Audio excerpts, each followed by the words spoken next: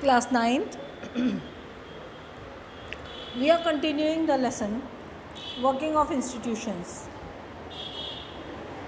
So, do you remember the story of Office Memorandum which we started in this chapter? तो हम लोगों ने क्या पाया कि the person who signed the document did not take this decision. He was only executing the policy decision taken by someone else. We noted the role of Prime Minister in taking that decision, but we also know that he could not have taken the decision if he did not have the support from the Lok Sabha. In that sense, he was only executing the wishes of the Parliament. Thus, at different levels of any government, we find functionaries who take day-to-day decisions but do not exercise supreme power on behalf of the people. All those functionaries are collectively known as executive. They are called executive because they are in charge of execution of policies of the government. Thus, we talk about the government. Thus, when we talk about the government, we usually mean the executive. Next heading is political and permanent executive. In a democratic countries, there are two categories of executive. सबसे पहला क्या है? One that is elected by the people for a specific period is called political executive. है ना? ये one that is elected by the people for a specific period is called political executive. है ना? ये कौन होते हैं? ये political leaders होते हैं who take big decisions fall in this category. ठीक? तो एक ये हो गया और दूसरा क्या हो गया? Second category are appointed on a large term basis. These are called permanent executive or civil services. Persons working in civil services are called civil servants. They remain in office even when the ruling party changes. These officers work under political executive and assist them in carrying out day-to-day administration. तो ठीक है, दो तरह के executive होते हैं. एक होते हैं फॉर अ स्पेसिफिक पीरियड, वो होते हैं पॉलिटिकल एग्जीक्यूटिव, और दूसरे होते हैं परमानेंट एग्जीक्यूटिव या सिविल सर्वेंट्स जो होते हैं वो होते हैं. ठीक है. Then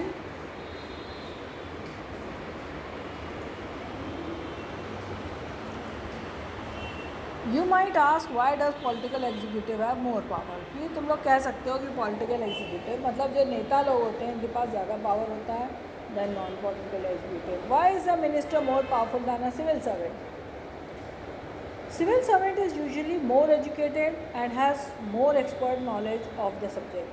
The advisors working in the finance ministry know more about economics than the finance minister. Sometimes the ministers may know very little about the technical matters that come under their ministry. This could easily happen in ministries like defense, technology, industry, health, science and technology, mining, etc. Why should the minister have final say on these matters? कोई भी सवाल ऐसा कर सकता है. Reason बहुत simple होता है. In a democracy, the will of the people is supreme. The minister is elected by the people and is empowered to exercise the will of the people on their behalf. She is finally answerable to the people for all consequences of her decision. That is why ministers take all the final decisions. The minister decides overall framework and objectives in which decisions on policy should be made. The minister is not expected to be an expert in the matters of her ministry. है ना. Minister ज़रूरी नहीं कि अपने जो उसको ministry दी गई हो उसमें एक्सपर्ट हो, but very often experts hold different opinions और place before her more than one option. तो जो ओवरऑल ऑब्जेक्टिव होता है उसी हिसाब से मिनिस्टर डिसाइड करता है. Actually this happens in any large organisation. Those who understand the overall picture take the most important decisions and not the experts. Experts can tell the route, but someone with larger view decides the destination. In a democracy elected ministers perform this role. अब देखो next heading है minister, prime minister and council of ministers. Prime minister is the most important political institution in the country, yet there is no direct election to the post of prime minister, है ना। तो the president appoints the prime minister, but the president cannot appoint anyone she likes, he or she likes. The president appoints the leader of the majority party or the coalition parties. Coalition मतलब मिली जुली सरकार, that commands a majority in Lok Sabha as prime minister. In case no single party or alliance get a majority, the president appoints the person most likely to secure a majority support. The prime minister does not have a fixed tenure. Prime minister का कोई भी fixed tenure नहीं होता. He continues in power so long as he remains the leader of the majority party or coalition. After the appointment of prime minister, the president appoints other ministers on the advice of prime minister. Ministers are usually from the party or coalition has majority in the Lok Sabha, that has majority in the Lok Sabha. Prime minister is free to choose ministers as long as they are member of the parliament. तो prime minister जो है वो अपने ministers choose कर सकता है, बस वो MPs होने चाहिए. Sometimes a person who is not a member of the parliament, कभी कभी कोई ऐसा व्यक्ति भी चुना जाता है मिनिस्ट्री पे जो मेंबर ऑफ पार्लियामेंट नहीं होता है ना. But such a person has to get elected to one of the houses of the parliament within 6 months of the appointment as minister. Council of ministers जो है एक ऑफिशियल बॉडी होती है जिसमें 60 to 80 मिनिस्टर्स होते हैं डिफरेंट रैंक्स के. 3 ranks के मिनिस्टर्स जनरली होते हैं. एक कैबिनेट मिनिस्टर्स होते हैं, दूसरे होते हैं ministers of state with independent charge, और तीसरे होते हैं मिनिस्टर्स ऑफ स्टेट. तो कैबिनेट मिनिस्टर्स क्या होते हैं? Are usually top level ministers of the ruling party और पार्टीज वो are in charge of the major ministries. Usually cabinet ministers meet to take decisions in the name of Council of Ministers. Cabinet is thus inner ring of the Council of Ministers. It comprises about 20 ministers. फिर दूसरा number पे आते हैं ministers of state with independent charge. These are usually those who are in charge of smaller ministries. They participate in cabinet meetings only when specially invited. फिर तीसरे होते हैं ministers of state. They are attached to and required to assist cabinet ministers. ठीक है. Now next page 88 page आ गया हम लोगों का. No minister can openly criticize any decision of the government even if it is about another ministry or department. तो जो अगर आप एक ग्रुप में हैं, रूलिंग पार्टी वाले ग्रुप में हैं, तो आप अपने ही मिनिस्टर के डिसीजन को या अपने ही डिपार्टमेंट को कैसे क्रिटिसाइज़ कर सकते हैं. Even every ministry has secretaries who are civil servants. The secretaries provide the necessary background or information to the ministries to take decision. Cabinet as a team is assisted by cabinet secretariat. This includes many civil servants who try to coordinate the working of different ministries. अब देखो एक और बात आ गई कि prime minister बहुत powerful होता है, उसी तरह उसके बहुत से पावर्स होते हैं, पावर्स एंड फंक्शंस. वैसे ही पार्लियामेंट के पावर्स एंड फंक्शंस होते हैं, वैसे ही प्रेसिडेंट के पावर्स एंड फंक्शंस होते हैं. Now we will take the topic powers of the prime minister. तो अब हम देखते हैं कि powers of the prime minister क्या हैं.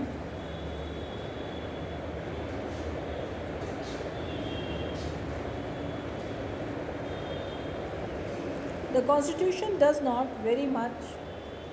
say very much about the powers of Prime Minister or ministers, their relationship with each other. But as a head of the government, तो क्या है? Number 1 head of the government है prime minister, और इनके wide ranging powers होते हैं. Number 1 क्या है? He chairs cabinet meeting. Number 2 he coordinates the work of different departments. फिर his decisions are final in the case of disagreements arise between departments. Then he exercises general supervision of different ministries. All the ministers work under his leadership. Her sentence जो है वो एक अलग point है. The Prime Minister distributes and redistributes works to the ministers. He also has the power to dismiss ministers. When the minister quits, the entire ministry quits.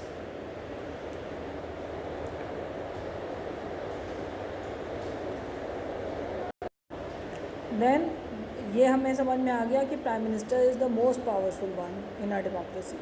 The powers of the prime minister in all democracies of world have increased so much in recent decades that parliamentary democracies are sometimes seen as prime ministerial form of governments.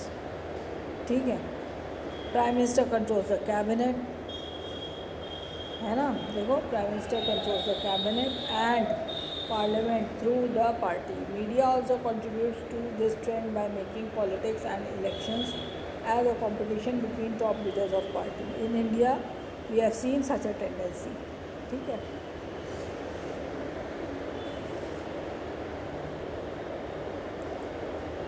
अब कई बार जो है एक party जो है वो majority में नहीं आती. मतलब बहुत सी पार्टीज़ इलेक्शन में कॉन्टेस्ट करती हैं, लेकिन ज़रूरी नहीं कि एक सिंगल पार्टी को लार्जेस्ट पार्टी बन जाए. तो इसलिए बहुत सी 3-4 पार्टियां मिलकर एक बड़ी सी पार्टी बना लेती हैं, जिसको कहते हैं कोएलिशन गवर्नमेंट. सब पार्टीज़ अपने अपने नाम पे आके एक जगह जुड़ जाती हैं. ठीक है. तो जो उसमें से सबसे बड़ी पार्टी होती है, उसी का जो लीडर होता है वही प्रेसिडेंट बनता है, प्राइम मिनिस्टर बनता है. ठीक है. While the Prime Minister is the head of the government, देखो बड़ी इंपॉर्टेंट बात लिखी है. प्राइम मिनिस्टर जो है गवर्नमेंट का हेड होता है, लेकिन प्रेसिडेंट क्या होता है? हेड ऑफ द स्टेट होता है. In our political system head of the state exercises nominal powers. तो हमारे सिस्टम में जो हेड ऑफ द स्टेट होता है वो उसके नॉमिनल, केवल नाम के लिए ही पावर्स होते हैं. President of India is like queen of Britain whose functions are large extent ceremonial. मतलब इनके फंक्शंस बस देखने वाले होते हैं, सेरेमोनियल होते हैं. प्रेसिडेंट पर इसके अलावा भी इनके बहुत से फंक्शंस होते हैं, जैसे president supervises overall functioning of all political institutions in the country so that they operate in harmony to achieve the objectives of the state. President जो है हमारा डायरेक्टली इलेक्ट नहीं होता है, इनडायरेक्टली इलेक्ट होता है. कैसे इलेक्ट होता है? अब देखो उसका यहाँ प्रोसीजर दिया हुआ है. क्या है? Elected members of the parliament and the elected members of legislative assemblies, मतलब एमपीज और एमएलएज, उसको मिलकर इलेक्ट करते हैं. A candidate standing for president post has to get a majority of votes to win the election. क्यों? क्योंकि वो entire nation को रिप्रेजेंट करता है. ठीक है. तो बहुत से पावर्स हैं हमारे प्रेसिडेंट के पास, जैसे all governmental activities take place in the name of president. All laws and major policy decisions of the government are issued in the name of president. All major appointments are made in the name of president. इसमें क्या appointments होते हैं? जैसे appointment of the chief justice of India, है ना, the judges of Supreme Court and High Courts of the state, the governors of state, the election commissioners, the ambassadors to other countries. All international treaties and agreements are made in the name of president. तो ये एक answer हमने तुम लोगों को powers and functions of the president है, उसमें होगा ये answer. President is the supreme commander of the defence forces of the country. ठीक है. But we should remember that the president exercises all the powers only on the advice of Council of Ministers. The President can ask the Council of Ministers to reconsider the advice, but if the same advice is given again, he or she is bound to act accordingly. ठीक है. उसी तरह से एक बहुत important function जो president करता है वो क्या है? A bill passed by the Parliament becomes law only after the President gives assent to it. फिर से देखो, a bill passed by the parliament becomes a law only after president gives assent to it. मतलब जब तक president के sign नहीं होंगे तब तक कोई भी बिल लॉ नहीं बन सकता. If the president wants, he or she can delay this for some time and send the bill back to the parliament for reconsideration. पर ज़रूरी नहीं है कि पार्लियामेंट जो प्रेसिडेंट कहेगा रिकंसिडर करने को वो रिकंसिडर करे ही. ठीक है। अब सिमिलरली हमारे यहाँ एक जुडिशरी है। जुडिशरी मतलब हमारे यहाँ लोअर कोर्ट्स हैं, उसके बाद हाई कोर्ट है, उसके बाद सुप्रीम कोर्ट है, मतलब हमारी न्यायपालिका। यहाँ पे सभी लोगों को न्याय मिलता है। तो जब मंडल कमीशन वाली रिपोर्ट आई और लागू करने को कहा गया, ये ऑफिस मेमोरेंडम जो आया है, तो जब लागू करने को कहा गया तो देश भर में बड़ा वायलेंस हुआ, बहुत से लोगों ने मुकदमा किया, केस किया, सुप्रीम कोर्ट के पास पहुंचा केस, और सुप्रीम कोर्ट ने कहा, वर्डिक्ट दिया, अपना डिसीजन दिया, जो सभी लोगों ने माना। क्या? तो उससे हम समझ सकते हैं कि क्या होता अगर कोई सुप्रीम कोर्ट जैसा इंस्टीट्यूशन नहीं होता। अगर सुप्रीम कोर्ट होता और उसके पास कोई पावर नहीं होते, है ना, तो क्या होता। और अगर पावर भी होती तो अगर विश्वास नहीं होता सुप्रीम कोर्ट का, तब भी बड़ी मुश्किल थी। और even if it gave fair judgement if those who appeal against the government order did not accept, ये उसने दिया तो डिसीजन, लेकिन लोग मानने को तैयार नहीं है। तो ऐसा नहीं है। हमारे यहाँ क्या है, जुडिशरी इंडिपेंडेंट और पावरफुल है, और जो सुप्रीम कोर्ट फैसला कर देता है, हाई कोर्ट के फैसले को तो सुप्रीम कोर्ट में चैलेंज किया जा सकता है, लेकिन अगर सुप्रीम कोर्ट कोई फैसला दे देता है तो उसको सबको मानना ज़रूरी है, सब लोग मानने को बाध्य हैं। ठीक है। तो अब सुप्रीम कोर्ट क्या क्या करता है, देखो 4 पॉइंट्स दिए हैं। It takes up any dispute between citizens of the country, between citizens and the government, between 2 और मोर स्टेट गवर्नमेंट्स, और चौथा between government and union state level. ठीक है। यहाँ तरह तरह के केसेस होते हैं, जैसे सिविल और क्रिमिनल केसेस और रेवेन्यू केसेस। ठीक है। तो हमारे जो जजेस होते हैं ये सब का निपटारा करते हैं। चीफ जस्टिस होता है सुप्रीम कोर्ट में। ठीक है। तो कुछ बड़े इम्पोर्टेंट इनके पास पावर्स होते हैं। सो इन ऑल न्यायपालिका है ये हमारी, और ये पावरफुल है और इंडिपेंडेंट है।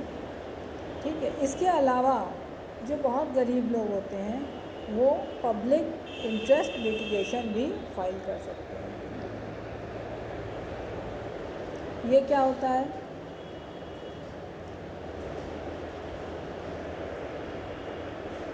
in recent years the courts have given several judgments and directives to protect public interest and human rights. Anyone can approach the courts if public interest is hurt by the actions of the government. This is called public interest litigation या PIL. The courts intervene to protect the misuse of governmental power and make decisions. They check malpractices on the part of public officials.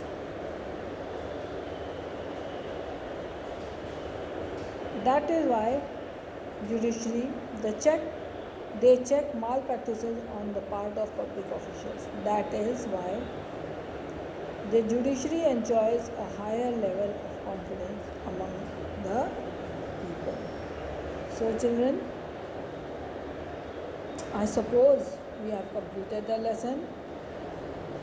These words which are given in pink or red, इनके meanings बहुत अच्छे से देखो और समझ लो। ठीक है। ये सभी वर्ड्स अभी हमने यूज़ किए हैं पढ़ाते पढ़ाते। ठीक है। You can see